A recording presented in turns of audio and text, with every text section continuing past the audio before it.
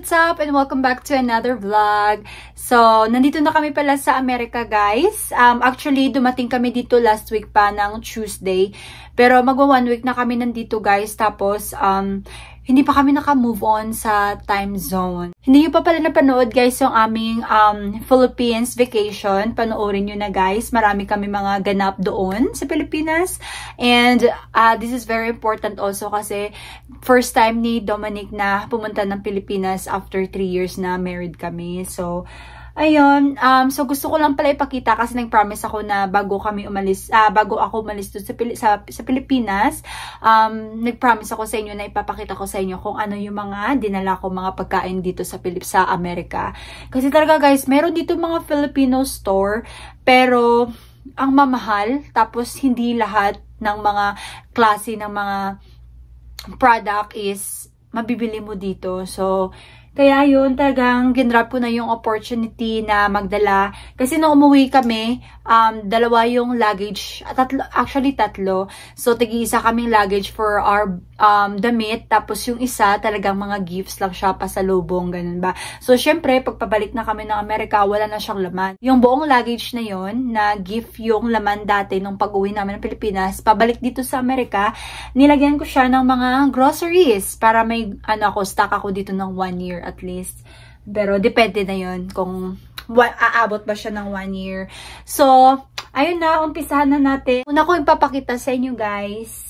Siguro hindi lang naman ako yung ganito na pag bumalik ng Amerika may mga dala-dala mga Filipino food, di ba? So, una pala na dinala ko, guys, itong ating bizcocho. Ayan, kung hindi pa kayo nakapunta sa Iloilo or Bacolod, guys. Ito, yan yung main nila. Masarap siya. Promise, the best.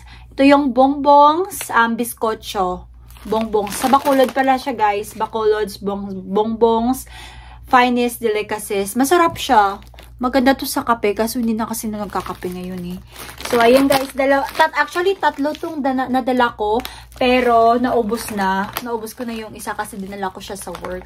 So, ayan. Dalawa na lang yung natira. So, try nyo din to, guys. Ang sarap. Tapos, snacks ko din. Ito, may Rodisco pastillas. Ayan, guys. Masarap to kasi pastillas yung palaman niya. Parang kondensada ba.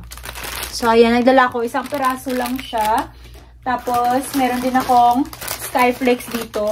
Actually, kaya mapapansin nyo siya, guys. Meron na siyang, meron na siyang bukas. Kasi, nung nasa aeroplano pa lang ako, kinakainan ko na siya. Comment nyo pala below kung alin dito sa mga dinala ko yung mga favorite din ninyo.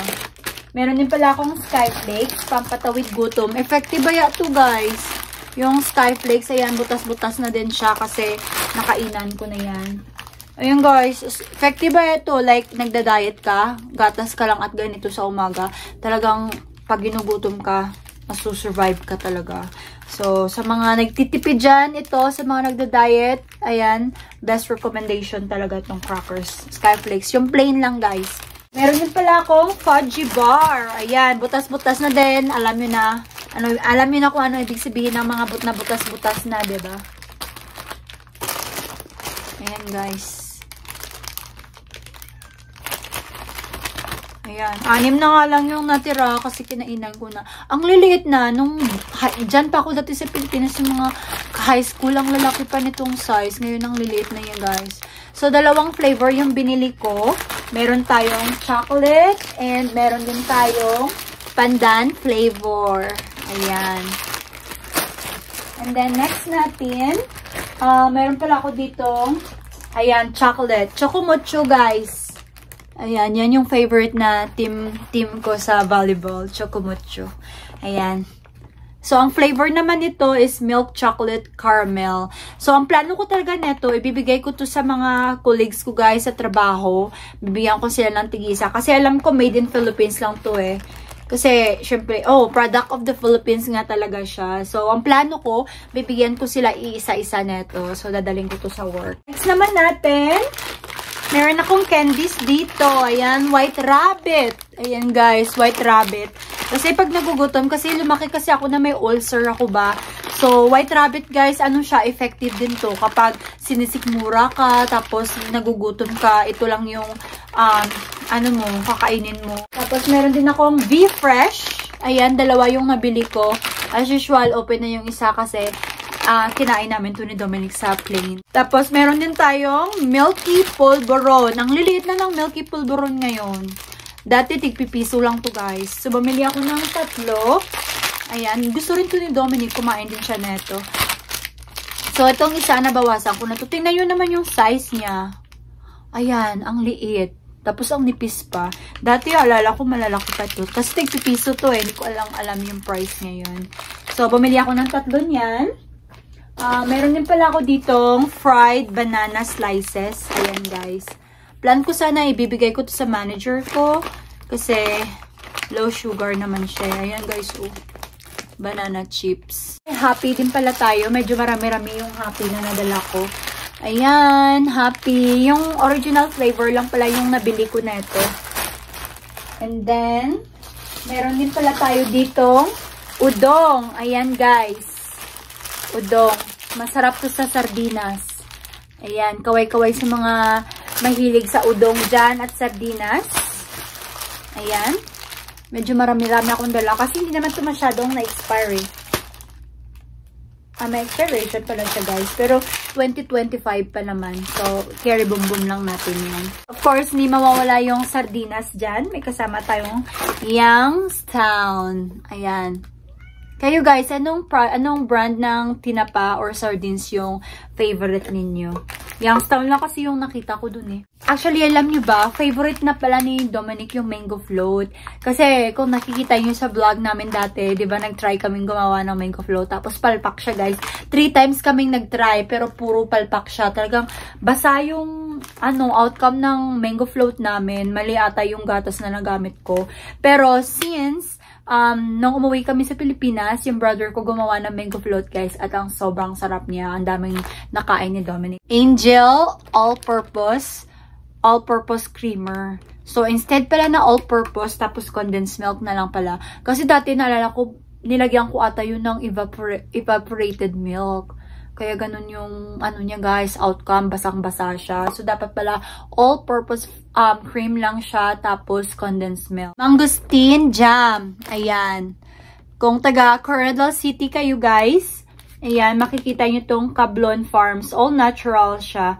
Favorite ni Dominic kasi nung nasa Pilipinas kami, pinatry namin si Dominic ng passion fruit ba yun? Passion fruit jam, tsaka mangosteen. So, yung mangosteen yung favorite niya. Kaya sabi ko, gusto mo magdala tayo. So, sabi niya magdala daw kami. Pero isa lang guys, kasi hindi naman ako mahilig sa ganito. Para lang to sa kanya. Meron din tayong Argentina corned beef.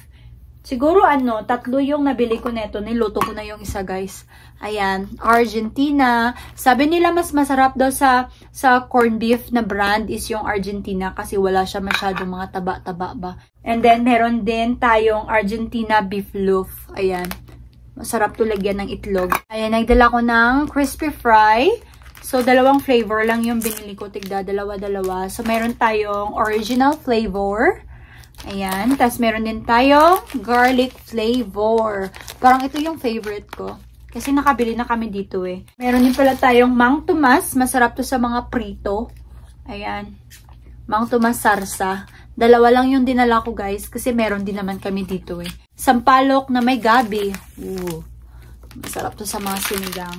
Mahilig na kami doon sa sabaw-sabaw ngayon guys.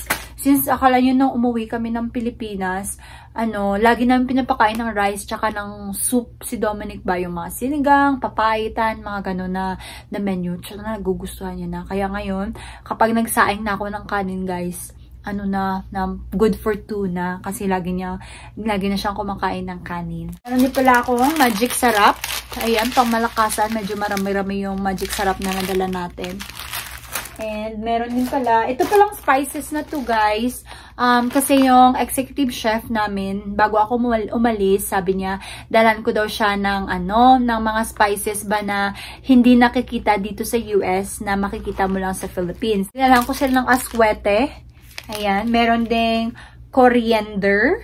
Ayan, pang soup ata to, pero hindi ko alam kung galing ba to ng Philippines or kasi nakita ko to sa mga Korean soup ba.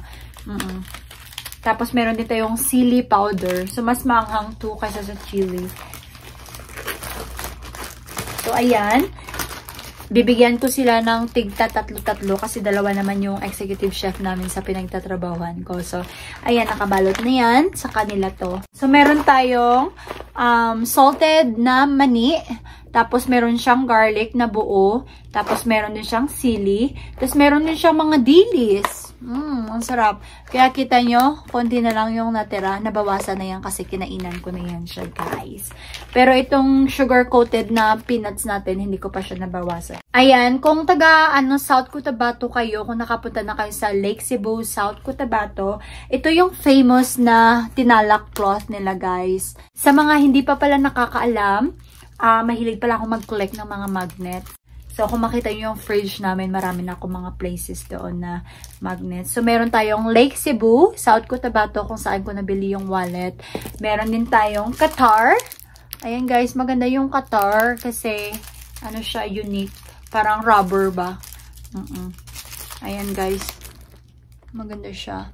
So, kasi doon, isa rin sa stopover ng flight namin is Doha, Qatar. Kaya, bumili na din ako ng remembrance. Tapos, meron din ditong China. Ayan. It's a Great Wall of China. So, ito pala, hindi kami dumaan sa China, guys. Binigay lang to sa akin ng cousin ko. Ayan. Great Wall of China. So, may 3 magnets na ako. Diba? Meron pala dito, guys, oh. Ayan. Wooden, ano siya. Parang, ano siya, kahoy. Tapos, yung design niya is fish. So, sabi nila, nilalagyan daw to ng, pag nagluto kayo ng isda, ihaw-ihaw ba, gano'n ng isda. Pwede rin to sa mga, plano ko, lagyan ko to ng mga fruits or di kaya kanin. Lagyan ng dahon ng saging ba, gano'n. Ayan. Kasi mahilig kami ni Dominic sa mga antique or mga mga kahoy na design. So, talagang ma-appreciate niya to. Tapos, meron din pala akong dilis. Ayan. Konti-konti lang yung dinala ko kasi ako lang naman kakain nito. Ayan, guys. Dilis. Meron din akong kalkag.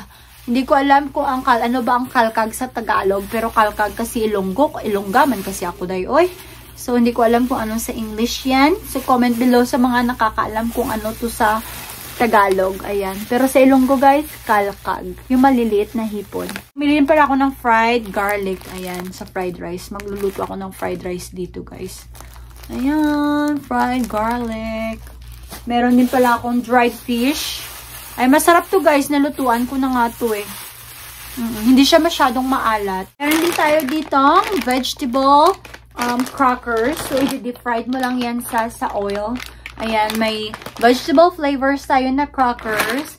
Meron ding lobster flavor. Ayan, diba? Ang mahal-mahal ng lobster, kaya kahit flavoring na lang yun sa atin. Meron din tayong prawn. And, yeah, that's it. Ay, meron din tayong shrimps. Ayan, guys, shrimps. So, yan yung flavor ng mga crackers natin. Meron din pala ako dito, PH Care. Ayan, guava siya, guys. Guava yung scent niya kasi guava is really healthy talaga siya sa private parts ng mga babae. Kahit nga yung lagain mo lang yung dahon ng guava, ganun kami sa probinsya. Ilaga mo lang siya, tapos ihugas mo. Talagang maganda. Ayan, guys. Meron kasi dito nung bumili ako sa Filipino store, expired siya. Nagdala na din pala ako nitong effervescent oil. Ayan, sa mga haplas-haplas sa likod ba. Tapos, meron din tayong omega. Alpha and omega. Ayan, guys. Sino makarelate yan kapag nagka-edad ka na talaga, hindi ka na nag-lotion after mong maligo or something ganun. Parang pag nagka-edad ka na talaga, bago ka matulog, naghahaplas ka na ng mga pahid-pahid ba, ng mga ganun, no? Baho na, no? And meron din pala tayo dito ang kalamay hati. Ayan, guys. So, yung isa, hindi ko alam kung okay pa to. Ito kasi, guys, na ano siya. Ayan, may crack. Kasi nung nasa airport, nalaglag to, guys.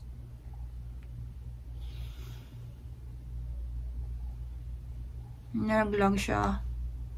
Tapos, natatakot ako na kainin kasi parang nagputi-puti ba siya. So, hindi ko alam kung ano ba talaga yung dapat na itsura ng kalamay hati pag nasa loob siya ng ganito. Kaya natatakot akong kainin. Tingnan nyo naman yung dugyot-dugyot ng peanut butter ko, guys. Homemade siya, guys. Kaya ang sarap niya. Meron din dito peanut butter sa US, pero hindi talaga ganito yung lasa ba. Guys, tingnan nyo naman. Yung laman ng peanut butter niya sa labas na siya. Ito talaga yung ang tamis niya. Parang wala nang laman, guys, oh. Talagang dami niya na buhos, diba? Ang sarap to sa tinapay, tapos gatas ba. So, ayun lang, guys. Thank you so much sa panonood, and hope one day or one of my vlogs, ipapatikim natin to kay Dominic tong ibang mga pagkain natin na nadala natin. Okay? Magpa-vlog tayo.